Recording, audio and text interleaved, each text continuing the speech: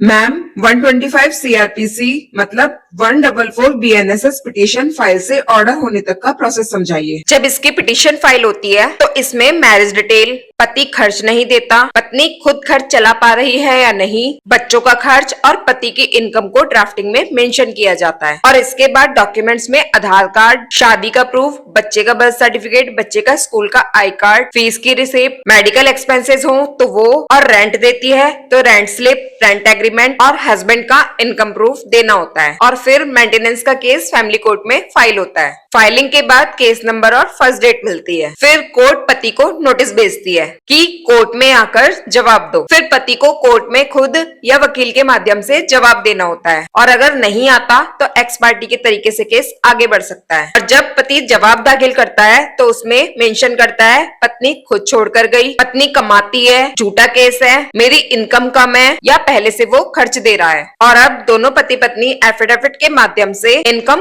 Court में बताते हैं। उसमें नौकरी, बिजनेस अकाउंट, प्रॉपर्टी, ईएमआई, खर्च सब मेंशन करना होता है। क्योंकि केस लंबा चलता है इसलिए पत्नी को बीच में इंटरिम मेंटेनेंस दिया जाता है, मतलब केस खत्म होने तक हर महीने का खर्च। कानून इस इंटरिम मेंटेनेंस को पहले तय करने की कोशिश करता है। इंटरिम मेंटेनेंस पर बहस कुछ ऐसे होगी, कोर्ट सब देखकर एविडेंस के आधार पर इंटरिम मेंटेनेंस तय करती है। और फिर आती है क्रॉस एग्जामिनेशन की स्टेज। तब पति का वकील पत्नी से कोर्ट में इनकम, खर्च, अलग रहने का कारण और नौकरी के बारे में पूछता है। पति का सबूत सैलरी स्लिप, बैंक स्टेटमेंट, खर्च, लोन, लायबिलिटीज, माता पिता का खर्च और पत्नी की इनकम शो करने की कोशिश करता है। पत्नी का वकील भी सेम पति से उसकी इनकम, प्रॉपर्टी, लाइफस्टाइल और हिडन इनकम के बारे में पूछता है। फिर फाइनल आर्ग्यूमेंट होती है। कोर्ट देखती है पति ने नेग्लेक्ट किया, इनकम कितनी है, पत्नी खुद सरवाइव कर सकती है या नहीं, और फिर बच्चों की जरूरतें, लाइफस्टाइल को देखकर कोर्ट फाइनल मेंटेनेंस तय करती है, जिसमें वाइफ का मेंटेनेंस, बच्चे का मेंटेनेंस और लिटिगेशन का खर्च तय होता है। पैसा ना देने पर पत्नी एग्जीक्यूशन लगा सकती है। फिर कोर्ट सैलरी अटैच या प्रॉपर्टी अटैच करने की कोशिश करती है।